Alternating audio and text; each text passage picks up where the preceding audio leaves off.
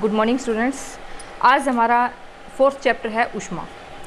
ऊष्मा से अभिप्राय आप समझते हैं कि जब भी हम किसी वस्तु को गर्म करते हैं तो उससे जो उसके हम जब उसके हाथ लगाते हैं हमें वो गर्म स्पर्श होती है, अनुभव होता है, या हम उस देखते हैं कि उसके चारों ओर हमें भाप या ऊष्मा महसूस करते हैं, हम गर्माहट, या हम देखते हैं कोई दीपक है, मोमबत्ती है, वहाँ से जब उसके आसपास हमारा हाथ पहुँचता है तो हम हाथ या स्पर्श करने से पहले हम पीछे हटा लेते हैं। तो ये हमारी क्या है, स्पर्श इंद्रियाँ होती है। इंद्रियों से मतलब आप समझते होंगे कि हमारे जैसे कि 5 इंद्रियाँ हैं जिन्हें हम ज्ञानेंद्रियों के नाम से जानते हैं, आँख, कान, नाक, त्वचा, ये तो जिसमें आंखें हमारा क्या करती है, अनुभव किसका करवाती है, हमें देखने का, पहचान का करवाती है। नाक से हम क्या है, खुशबू, अच्छी और बुरी दोनों प्रकार की पहचान करते हैं। जीभ से हम हर प्रकार के स्वाद का अनुभव करते हैं। उसी प्रकार त्वचा से हम यह बता सकते हैं कि हमारे आसपास की वस्तुएं या वातावरण गर्म है या ठंडा है, दोनों ही बातें हम अनुभव कर सकते हैं। तो ये क्या है, हमारी स्पर्श इंद्रियां हैं। लेकिन बच्चों, हमेशा ऐसा नहीं होता कि हम हमारी इंद्रियों से ही ये बता दें कि ये वस्तु कितनी गर्म है। हो सकता है कि यह वस्तु इतनी ज़्यादा गर्म हो कि हम उसे चेक करने के लिए जब स्पर्श करना चाहें तो हमारा हाथ ही जल जाए। तो इसलिए किसी भी वस्तु का, किसी भी द्रव्य का, यानी द्रव्य से संबंधित किसी जल है या कोई अन्य विलयन है, उसका तापमान आंकने के लिए किसका प्रयोग किया जाता है, तापमापी का। किसका प्रयोग किया जाता है, तापमापी का। तापमापी का प्रयोग उस वस्तु या उस जल का तापमान आंकने में किया जाता है। उसमें तापमापी में डिग्री सेंटीग्रेड में कॉलम बने होते हैं। जब भी हम उस वस्तु का या जल का या द्रव्य का ताप देखना चाहें, उस तापमापी जब उसमें रखेंगे तो उसमें टेम्परेचर शो हो जाएगा। और टेम्परेचर जब आप देखते हैं कि 70 डिग्री है, 80 डिग्री है, 50 डिग्री है, तो ये तापमान हमारे द्वारा स्पर्श करने के लिए योग्य नहीं है। इसी प्रकार हम देखते हैं कि हमारा शरीर का ताप भी मापा जाता है, जिसे हम क्या कहते हैं, डॉक्टरी तापमापी या डॉक्टरी थर्मामीटर। इसमें हम देखते हैं कि अगर ये थर्मामीटर डिग्री सेंटीग्रेड पैमाने पर है तो मनुष्य के शरीर का, स्वस्थ मनुष्य के शरीर का तापमान कितना देखा जाता है, 37 डिग्री सेंटीग्रेड। फ़ारेनहाइट में भी इसे चेक कर सकते हैं। ये ताप मापने की इकाई होती है। जैसे हम देखते हैं कि दूरी को हम किलोमीटर या मीटर में मापते हैं, भार को हम ग्राम या किलोग्राम में मापते हैं, यानी द्रव्यमान को। उसी प्रकार तापमान को मापने की इकाई है, पैमाना है या स्केल है, उसे हम क्या किस नाम से जानते हैं, डिग्री सेंटीग्रेड। इसे आप क्या लिख सकते हैं, डिग्री सेल्सियस। ये क्या है, ताप को मापने की इकाई।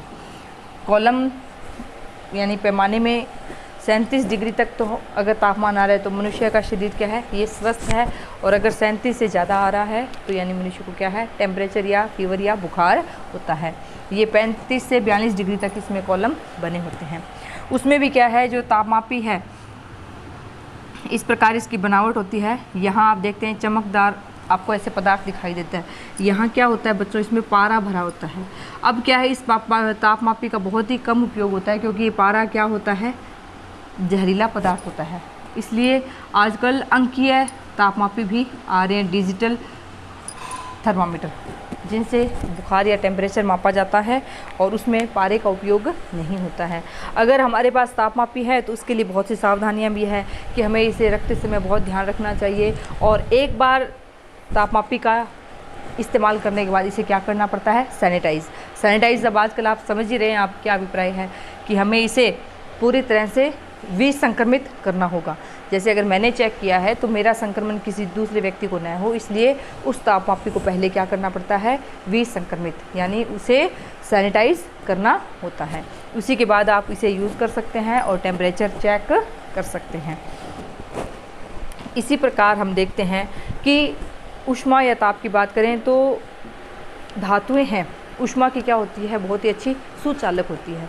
अब आप कहेंगे धातु से क्या मतलब है, तो बच्चों हम देखते हैं कि लोहे की वस्तुएं हैं, तांबे की वस्तुएं हैं, पीतल है, स्टील है, एल्यूमिनियम है, ये सभी क्या हैं, ऊष्मा के बहुत ही अच्छे सुचालक हैं। ऊष्मा के क्या है, बहुत ही अच्छे सुचालक से अभिप्राय है कि जब आप इन्हें गर्म करते हैं या हम इनमें क्या करते हैं, विद्युत धारा को प्रवाहित करते हैं।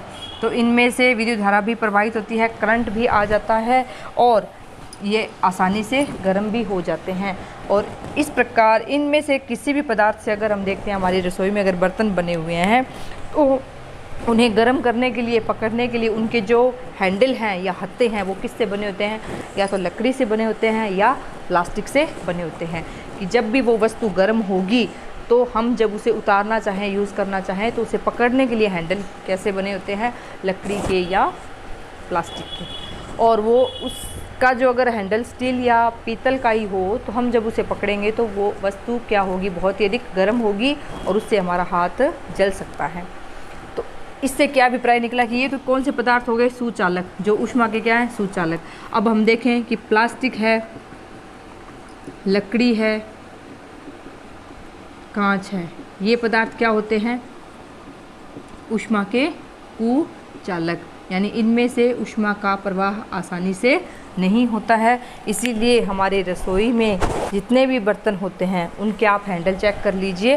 प्लास्टिक, अब ये प्लास्टिक है, इनमें अलग अलग क्वालिटी होती है कि बहुत ही मजबूत अच्छी क्वालिटी के जो प्लास्टिक आते हैं वो जल्दी से पिघलते नहीं हैं, हल्के से तापमान से नहीं पिघलते हैं।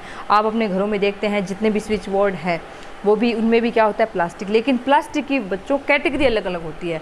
हल्का प्लास्टिक हम देखते हैं कि हमारे घर में टप बाल्टी है, ये बहुत जल्दी पिघल जाता है, ये नहीं होता है। उसमें अलग अलग क्वालिटी, अलग अलग पदार्थ होते हैं जो कि बहुत ही मजबूत होते हैं, जो कि आसानी से पिघलते नहीं हैं।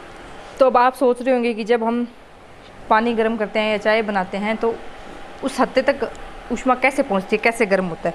तो ऊष्मा है, या हम कहें कि जब भी किसी वस्तु को गर्म करते हैं तो गर्म होने पर ऊष्मा एक सिरे से, यानी गर्म सिरे से ठंडे सिरे की ओर चलती है। तो जैसे जब भी कोई पदार्थ गर्म कर रहे हैं तो उसमें जब वो पदार्थ गर्म होता है, उस बर्तन की सतह गर्म होती है, फिर उसका हैंडल धीरे धीरे गर्म होना शुरू होता है। स्टार्टिंग 1-2 मिनट तक हैंडल गर्म नहीं होता है, लेकिन कुछ समय 5-10 मिनट तक अगर बर्तन गैस पर रखा हुआ है तो हैंडल, अगर प्लास्टिक या लकड़ी का नहीं है तो हैंडल भी क्या हो जाता है, पूरी तरह से गर्म हो जाता है। तो ऊष्मा हमेशा ठंडे सिरे, मतलब गर्म से ठंडे की ओर बहती है। इसी प्रकार हम देखते हैं कि जब हम ईंधन को जला रहे होते हैं तो उसमें धुआं निकलता है। तो कभी आपने अनुभव किया है कि धुआं हमेशा ऊपर ही उठता है, क्योंकि बच्चों गर्म वायु हमेशा क्या है, ऊपर की ओर उठती है। गर्म वायु हल्की होने के कारण ही ऊपर उठती है, इसीलिए धुआं हमेशा ऊपर की ओर उठता है। इसी प्रकार जब हम किसी वस्तु को गर्म करते हैं तो धीरे धीरे गर्म से ठंडे की ओर कण है वो बहते हैं।